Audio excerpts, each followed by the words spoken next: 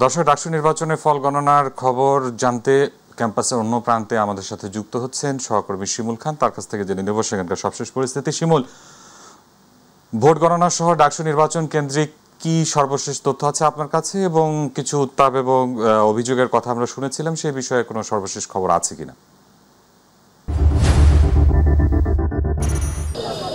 তানভীর, আপনাকে ধন্যবাদ। আপনি আমার কাছে যেমনটি জানতে চেয়েছেন ডাকসু নির্বাচনের ফলাফল ও বা অন্যান্য খবরগুলো।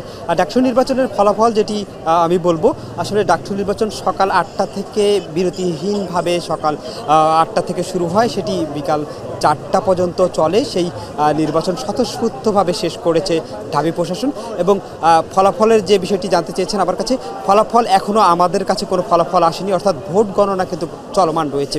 প্রত্যেকটি কেন্দ্রে আমি বেশ কয়েকটি কেন্দ্রে গিয়েছিলাম, কেন্দ্রের বাইরে অবস্থান করছিলাম, সেই জায়গা থেকে ভোট গণনা চলমান রয়েছে। চলমান অবস্থায় এখন সিনেট ভবনের সামনে রয়েছে, অর্থাৎ আনুষ্ঠানিকভাবে এখান থেকেই আসলে ফলাফলটি প্রকাশ করা হবে।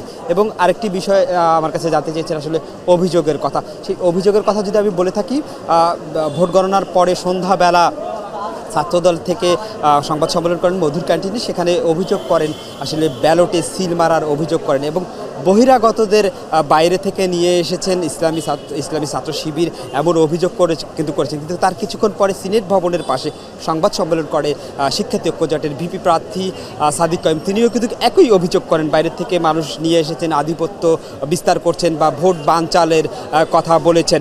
আমরা এই মুহূর্তে সিনেট ভবনে রয়েছি, একজন সহকর্মী রয়েছেন, রাজু আহমেদ রয়েছেন, তিনি বার্তা 24-এর স্টাফ রিপোর্টার।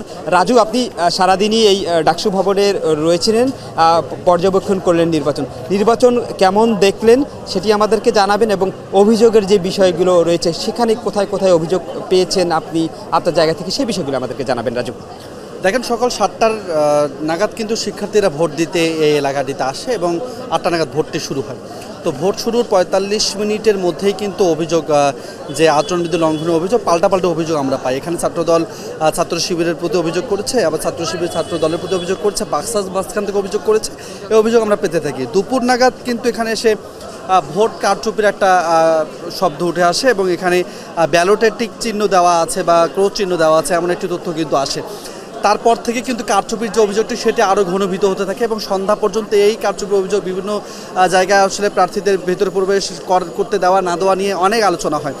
মূলত আসলে ছাত্রদল যে অভিযোগটি করছে যে ছাত্র শিবিরকে বেশি সুযোগ সুবিধা দেওয়া হয়েছে ভোট কেন্দ্রে প্রবেশ, এবং যে ব্যালটে যে টিক চিহ্ন দেওয়ার যে কারচুপির বিষয়গুলো, এগুলো নিয়ে ছাত্রদল বরাবর অভিযোগ করে আসছে। এবং সন্ধ্যায় তারা যে সংবাদ সম্মেলনটি করেছে সেখানেও কিন্তু একদম মোটা দাগে তারা বেশ কিছু অভিযোগের কথা বলেছেন, বিশেষ করে টার্গেট করে মূলত আইডেন্টিফাই করে তারা সেই অভিযোগগুলোর ব্যাখ্যা দিয়েছেন।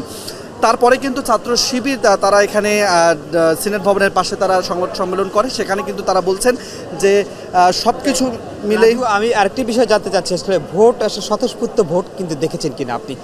দেখেন, আমরা আসলে সকাল থেকে দেখেছি যে স্বতঃস্ফূর্ত ভোট, অর্থাৎ বিগত সময়ে যে ভোটের চিত্রগুলো আমরা দেখেছি সেই চিত্রের ভিন্ন একটি চিত্র আমরা এখানে দেখেছি যে 8টায় ভোট শুরু, কিন্তু 7টার সময় শিক্ষার্থীরা এসে লাইনে দাঁড়িয়ে গেছে, এবং ভোট শুরুর পরপরই ভোটের যখন আমেজটা শুরু হয়েছে তখনই কিন্তু আসলে আচরণবিধি লঙ্ঘনের অভিযোগটা এসেছে, এবং সেই জায়গায় দেখেছি আমরা। রাজু, আপনাকে ধন্যবাদ। তানভীর, আপনি শুনছিলেন একজন সহকর্মীর সকাল থেকেই পর্যবেক্ষণ করেছে। এই ছিল আমার কাছ থেকে সিনেট ভবন থেকে সর্বশেষ আপডেট। তানভীর। জি শিমুল, আপনাকে ধন্যবাদ। দর্শক, বিশ্ববিদ্যালয় থেকে ডাকসু নির্বাচনের খবর জানাচ্ছিলেন আমাদের আরেক সহকর্মী শিমুল।